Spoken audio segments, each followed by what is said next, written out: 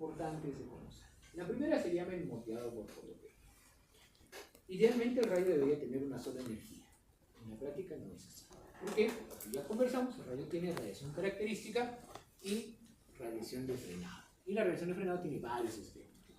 El filtro lo deja en un espectro, pero no en una sola energía. Por ende, cuando pase el rayo, obviamente algunas energías débiles blandas van a quedar y otras no van a pasar. ¿Sí? Ahora, si este fuera un objeto, ¿ya?, de una sola densidad, nada más,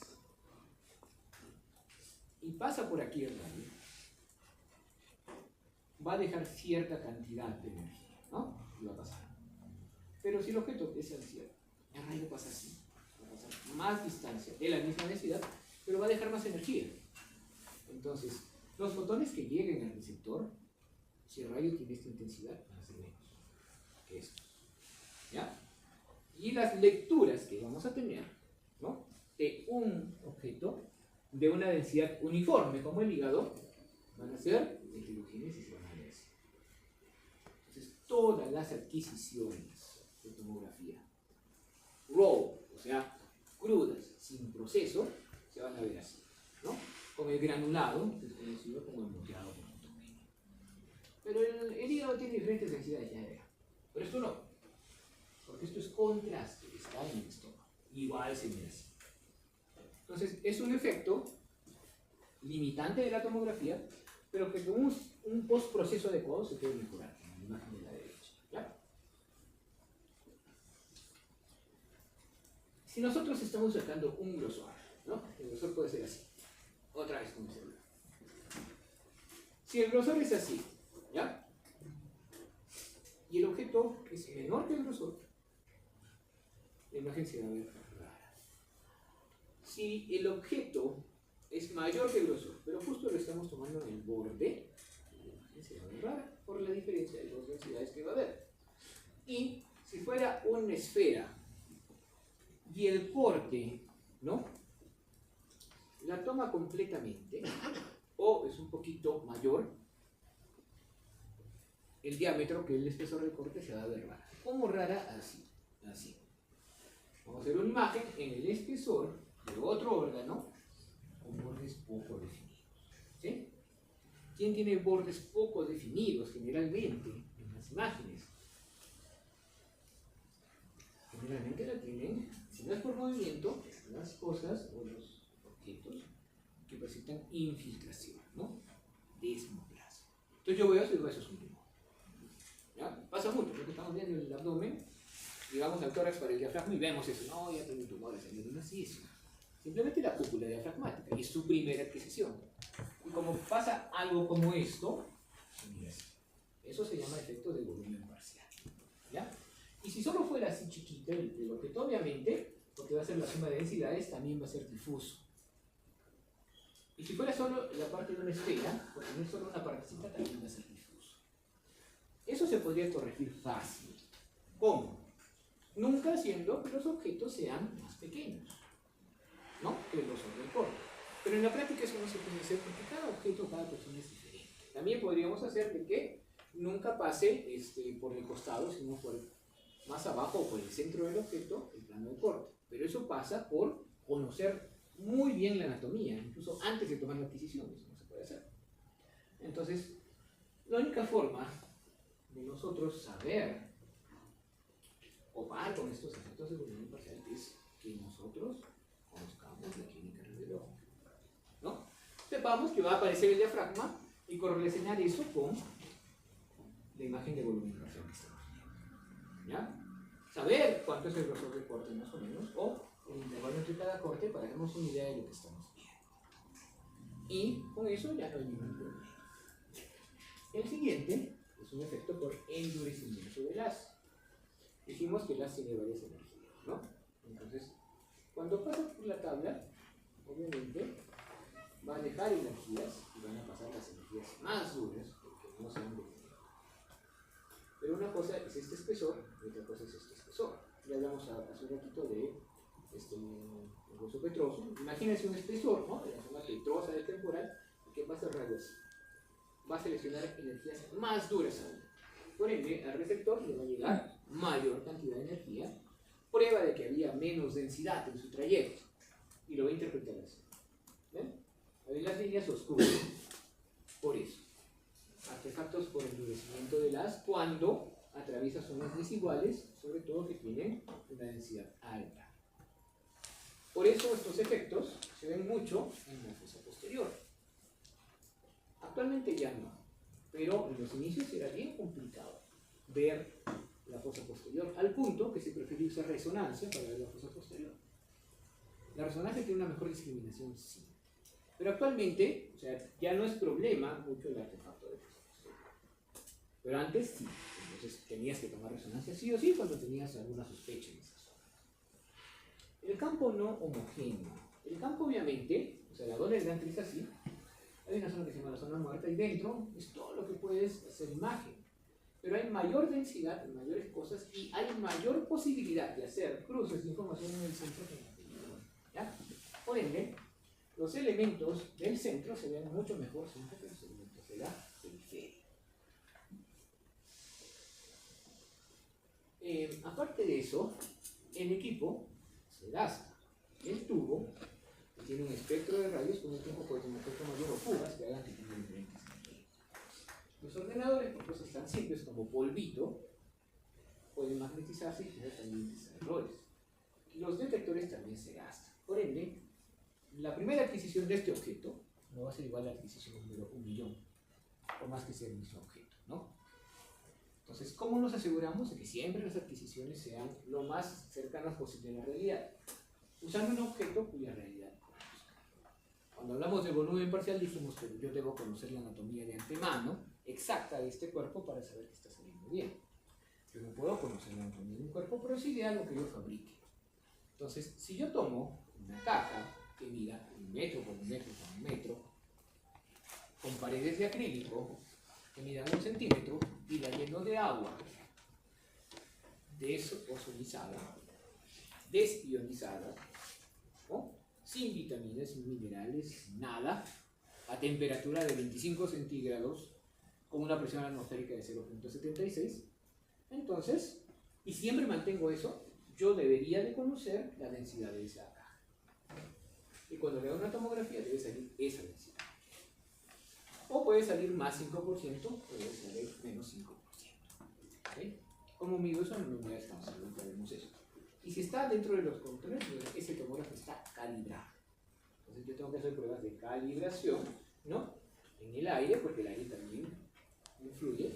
Por eso es importante cuando hacemos calibración saber la temperatura, saber la presión atmosférica y con estos fantomas, que son esas estructuras hechas que yo conozco cómo son, conozco su estructura, y me dar resultados reproducibles y precisos. Si no, puedo poner un software para calibrar. Si no se puede calibrar, pues no debería usarlo, ¿no? Y está descalibrado. No es tan delicada la tomografía, gracias a Dios, y aparte tiene ventajas. La primera es que, de todas maneras, sí, aunque la hacen en abanico, la colimación que tienen antero-posterior es bastante. Y los de primera generación incluso tenían pues un más pequeño, bien colimado, y eso tiene menos radiación dispersa. El hecho de que los detectores sean chiquitos también ayuda a disminuir la cantidad de radiación. Y por último, toda la información que yo tengo son grosores, intervalos, pero de estructuras conocidas que yo también puedo extrapolar, no solo para hacer la imagen axial, sino para un conjunto de imágenes que puedo unir. Por ende, con la adquisición que yo tengo de varios cortes, puedo reconstruir imágenes coronales, sagitales, oblicuas, etc. Y esa es una gran ventaja cuando, y eso es cierto, mi inteligencia espacial es poquito, ¿no? No todos tienen una inteligencia espacial desarrollada. Y si no la tienes y eres cirujano, peor. Pero eso ayuda muchísimo porque te permite ver en un entorno más tridimensional patología, anatomía normal, entenderla y, una vez que entres a operar, actuar en consecuencia. Tal vez al cirujano abdominal no le ayude mucho. Puede ser, sí le ayuda en realidad. Pero al neurocirujano es increíblemente invaluable, ¿no? Tanto para columna como para arriba, aunque la resonancia arriba es más. Ahora, estos equipos van a tener tener un sistema de recogida de información, el sistema de toma de información, porque la recogida también tiene que ver con producción, el proceso de esta información y al final el output va a ser la reconstrucción del objeto que se ha tomado. En resumen, con pequeños grosores del paciente nosotros hacemos una imagen de tomografía, ¿no? Porque el haz solo va por ese volumen lo vamos a dividir en varios pequeños pedazos llamados voxels, parte de una matriz que se van a representar como píxeles, que son la atenuación media de cada voxel. Muy bien, y cada voxel tiene ciertos grosores, esos grosores del Z. El conjunto de píxeles va a ser la imagen que veamos, de densidades que se están agrupando. Entonces, vamos a hacer la absorción o la densitometría de cada zona, como hemos comentado, ahora con tercera generación, multicorte o espiral, pero con los arreglos de la tercera generación. Y los detectores convierten, ¿no?, esta energía que es de estos fotones en impulsos eléctricos. Estos impulsos van a ser boa. ¿Ya? Ahora, todo este proceso también puede fallar. Les comentaba en la clase anterior, alguna vez, no lo he creído porque me lo han contado hace como 2 meses, no ha sido en el hospital, ha sido en otro lado, dicen, espero que sí, que alguna vez unas ratas se comieron esos cables y no pasó la información, lógico, ¿no? Y llamaron al ingeniero, que no prende, que la garantía, que no sé qué, y al final pues estaban aburridos los cables. Entonces, ese sistema de toma de información también es importante, incluso en la conducción hacia el ordenador. Ya hicimos 4 minutos en un tomógrafo de primera generación, ahora pues son segundos, ¿no? Ahora, cuando llega el ordenador, vamos a tener que reconstruir la imagen en base a todas las proyecciones que hemos tomado, que son bastantes, y para eso necesitamos un ordenador potente, ¿no? Que nosotros no podemos construir en nuestra casa para jugar con. Son mucho más potentes que eso. Los ordenadores dedicados son mil veces más potentes, ¿no? Y eso pasa con casi todos los equipos médicos. ¿Quién creía? O sea, tú prendes el tomógrafo y aparece Windows, ¿no? Creo que esa es su única debilidad. Pero la potencia que tiene el hardware es muy grande. De modo que estos procesos que pueden hacerse, ojo, pueden hacerse en un ordenador casero, en minutos acá se van a hacer. Gracias a ecuaciones en las cuales tiene que ver mucho la transformada de Fourier. Entonces, ya llegamos al punto de la reconstrucción. Hay una matriz predeterminada, que actualmente es de 520 por 520 píxeles, ¿no? Entonces, la altura, el grosor de este corte puede ser hasta 0.1 milímetros, bastante pequeño. Obviamente, si yo quiero tomar todo el cuerpo con eso, me voy a demorar más, pero no se nota mucho, porque como les digo, la potencia de esta máquina es muy grande. Sí es gran cantidad de información, y lo peor de todo es que ahora tenemos 2000 densidades en que más, ¿no? En rayos X teníamos 5, ahora tenemos 2000. Se miden en unidades Townsville, que tenemos menos 1000 aire, más 1000 huesos, saben que hay metal, o sea, puede haber densidades de 2000, 2512, etc. Ahora, el problema es que por más que tengamos toda esa información, nosotros no distinguimos más de 20. ¿Ya? Incluso, si tuviéramos el super monitor que tienen los radiólogos, de $10,000, ¿no?, que solo se puede ver bien en la oscuridad, que es de 24 pulgadas, que tiene luz azul para que no te dañe la visión, y todo eso, igual vamos a distinguir 20 tonos de gris, no más, entre el blanco y el negro. Entonces, ¿cómo hacemos? Bueno, como ven, en este espectro estaría el aire, en este espectro estaría el cielo. 2000 densidades, y si yo asigno a todo el espectro, ¿no?, mis 20 tonos de gris, voy a ver 100 densidades por cada tono de gris. Eso significaría que diferencias sutiles entre la grasa y el agua no puede ver. Entre la grasa y un tejido fibroso tampoco puede ver, ¿no? Y hay densidades que ni me interesan, en realidad. Por ese motivo tenemos que ver alguna forma de hacer esto. La cantidad de información es muy grande y si yo la quiero ver, porque una cosa es la información contenida, si la quiero visualizar, tengo que asignarle en la escala de grises, en el histograma, dio en el histograma una escala de grises. Como saben, tiene pocos grises. La cantidad de información es grande. Ahorita vamos a ver ese tema. Lo importante aquí es que también recuerden que dada la forma en cómo se toma la información, tanto en los axiales como en estos helicoidales o multicortes, siempre la información primaria viene de forma axial. ¿Ya? En un plano axial. ¿La puedo reconstruir? Sí, la puedo reconstruir. El ordenador sabe el grosor del corte, el intervalo de los cortes, así que podemos reconstruirla. Pero, por lo menos, para hacerlo bien, deberíamos tener 2 o 3 milímetros de intervalo de corte, no de grosor. Porque si no, nos va a parecer una imagen pixelada, ¿no? Muy pixelada. Pero si tenemos un buen grosor, vemos esto. ¿Ven? La reconstrucción sagital, muy bien. La reconstrucción, ¿qué plano es este? Coronal. Muy bien. Y acá tenemos un artefacto interesante. Este es el efecto por endurecimiento de lazo. ¿No? ¿Por qué? Esta es una imagen para radioterapia. En radioterapia tienes que tener unas marcas de inicio de esta zona. Como no tenía para comprar titanio, le pusimos pues, las vías de cualquier cosa ahí, ¿no? Y eso tiene mucha densidad. Entonces, seleccionó los rayos duros, que dan un receptor, y este receptor interpretó que la densidad está aquí abajo. Por ende, ahí tenemos un efecto por el endurecimiento de las radiación. Vamos otra vez a lo que nos interesa. Nivel y ancho de ventana. Esto se llama histograma. ¿Ya? Es una representación de la cantidad, ¿ya?, de píxeles, eso es lo que hay, y de las densidades, en unidades Gauss. Entonces, veo que aquí, estas son las densidades bajísimas, es una estructura que casi no tiene nada de aire o densidades bajas, es una densidad media en la que debe haber tejido, ¿no?, blando, tal, y probablemente estas sean densidades de hueso. Por eso acá tenemos estos dos picos.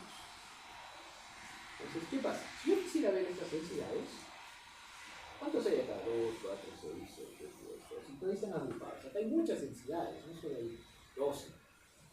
Si yo agarrara mis 20 tonos de gris, no me va a ser suficiente. Y yo no podría ver todos acá, porque si mis 20 tonos de gris serían acá, si yo alcanzara todo el espectro de 2000 unidades, cada tono de gris me valdría por 100. Y está muy claro acá que me perdería mucha información. Entonces yo tengo que ser selectivo. En mi histograma yo tengo que utilizar una ventana para visualizar, ¿ya? Y esta ventana puede tener un ancho y puede tener un nivel. El concepto del ancho es justamente la cantidad de densidades que va a tomar mi ventana, ¿ya? Si yo tomo todo, mi escala de grises va a tomar 100 unidades, 100 unidades que vamos a encontrar y no se ve nada. Miren acá. Esto sería riñón. Esto sería un quiste, ¿ya? Digamos. Y esto sería una piedra, una litiasis. Por ende, si mi ventana tomara todo, entonces no va a haber mucha diferencia, en el caso B, entre el quiste y la piedra y el riñón.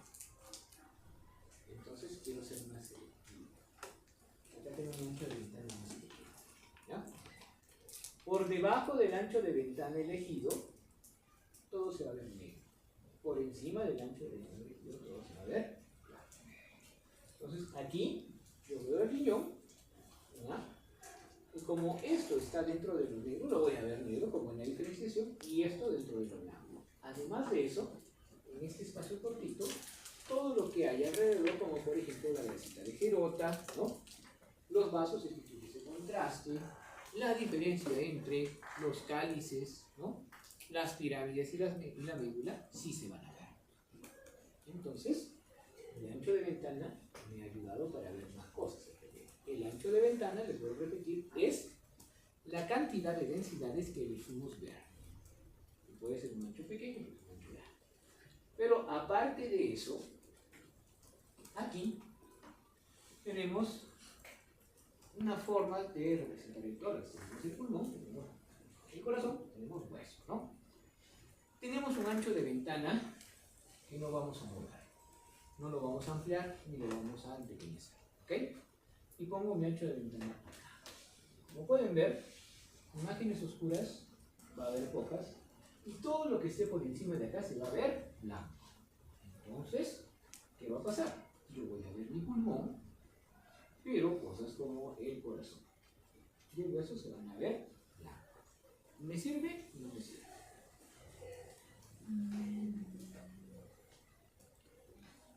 Me sirve mucho, porque los vasos, por aquí. Si tengo un buen espesor, un grosor pequeño, y eso solo se los digo a ustedes, no lo puedo tomar en el examen. Si tengo un grosor pequeño, ¿ya? Y tengo intervalos pequeños, entonces incluso mi tejido intersticial está por acá. Y puedo evaluar enfermedades intersticiales del pulmón bastante bien. Sin mencionar que voy a poder ver los vasos, los bronquios, los nódulos, entonces sí me sirve. Pero estoy, miren, abajo en todo el espectro. Esta ventana se denominaría la ventana pulmonar. ¿Ya? Ahora, esa ventana sin moverme, sin hacerla más amplia, más pequeña, la muevo aquí. ¿Ya? En este medio. Ahora, mi corazón va a tener la densidad media. Todo lo que esté para abajo será la media. Entonces el pulmón, por más que tenga vasos pequeños, sistema intersticial y toda esa vaina, se va a ver negro. No vamos a ver nada. Seguro que han visto tomografías así. ¿Ya? Pero sí voy a poder ver el hueso, incluso los tejidos blandos los veo diferentes que el hueso. Cuando acá, todo era blanco, ¿no? Esta es otra ventana, la ventana mediastinal, en la cual estoy seleccionando, ¿no? Teniendo un ancho de ventana pequeño en esta zona para poder diferenciar la grasa de elementos más sólidos. Muy importante la ventana mediastinal porque nos permite ver las areolas mediastinales. Son un poco especiales, porque siempre va a haber. Siempre uno está aspirando cochinada, no estoy hablando de... Sino que tenemos smog, tenemos hollín, tenemos muchas cosas en el aire, y eso pasa a los pulmones y a veces pasa a los ganglios. Los ganglios siempre están grandes. Pero, por criterio oncológico, un ganglio mayor de 2 centímetros y de 15 milímetros, sobre todo 15 milímetros, en el diámetro menor, se considera neoplásico o anormal. Entonces, ahí tengo que distinguir bien entre la grasa y el ganglio.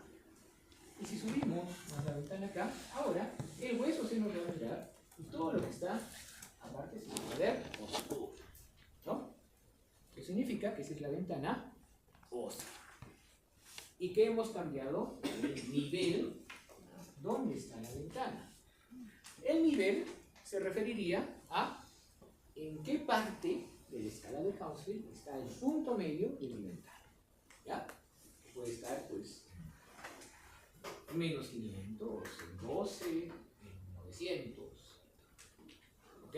Y obviamente, hay estructuras que no se van a ver, pero al final eso es bueno porque me permite ver cosas que yo quiero con mayor detalle.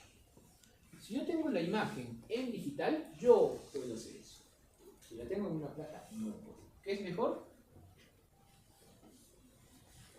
Usar digital. Entonces, abajo las placas. Uno se gasta como 2 millones de soles en placas y no sirven de mucho. Eso es de abuelos. De tíos es usar BBB o etc. ¿No? Gente que debe hacer, debe pasarle una nube y en la nube ver. Tapar a todos y baja con buena calidad de resolución. O por lo menos tener un sistema PAC, ¿no? Un sistema que esté conectado, aunque sea con cablecito, pero dentro del hospital, para que un servidor pueda ayudar a todos. ¿Por qué? Porque si ustedes tienen acceso a más información, se toman mejores decisiones. Pero tienen que saber usar esa información. Aún así, se les pierde un niño, pero a un ordenador no.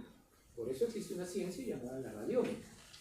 La radiómica estudia relaciones entre los datos de las imágenes para apoyar en diagnóstico o en terapia.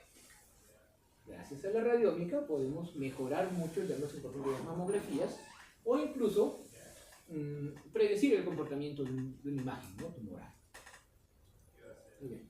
Y eso tiene que ver mucho ahora sí con las indicaciones. Vamos a usar la tomografía, ¿no? Para muchas cosas indica, y se van a ir viendo en las diferentes fases. Recuerden solo esto. Con contraste tienen indicaciones, sin contraste también tienen indicaciones. Indicaciones sin contraste podemos realizar dos ahora. La primera, examen inicial para definir enfermedad cerebrovascular, ¿no?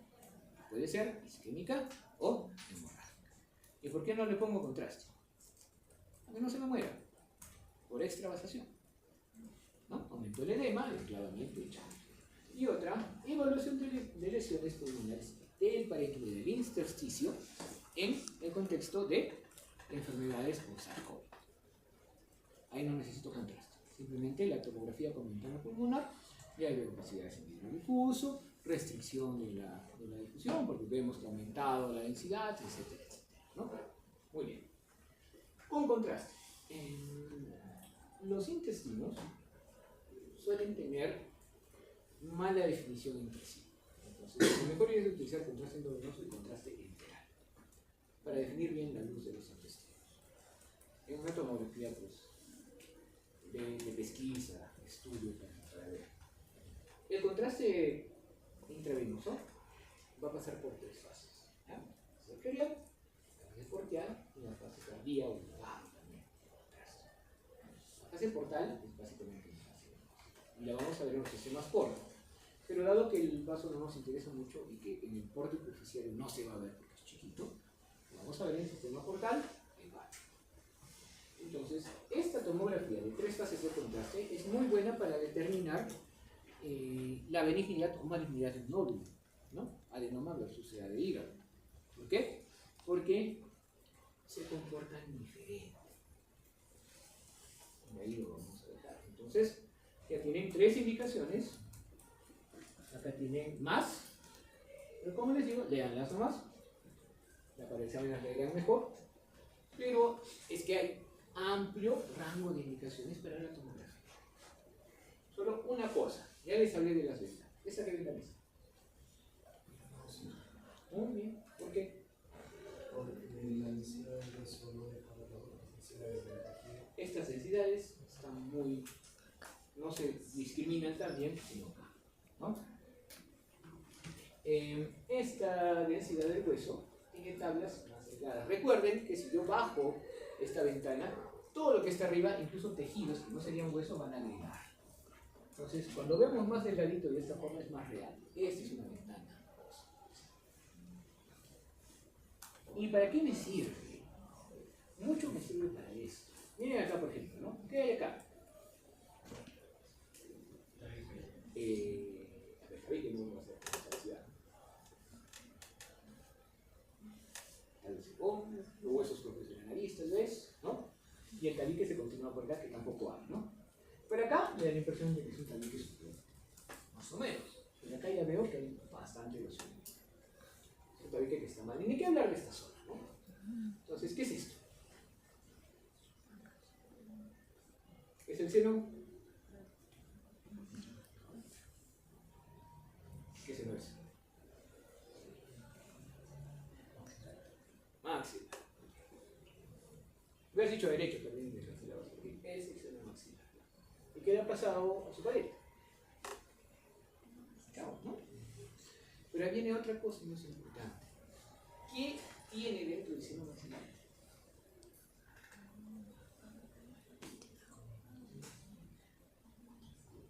Obviamente, como ha roto la tabla, obviamente sabemos qué es, ¿no? Pero si no hubiera roto la tabla, yo diría, ¿es moco o es un tumor?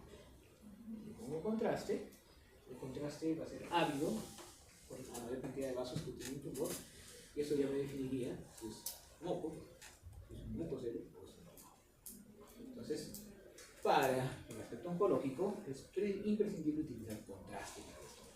¿Ok? Y hay más indicaciones para que vayan leyendo. Ok, chicos, y con eso terminamos esa parte de tomografía.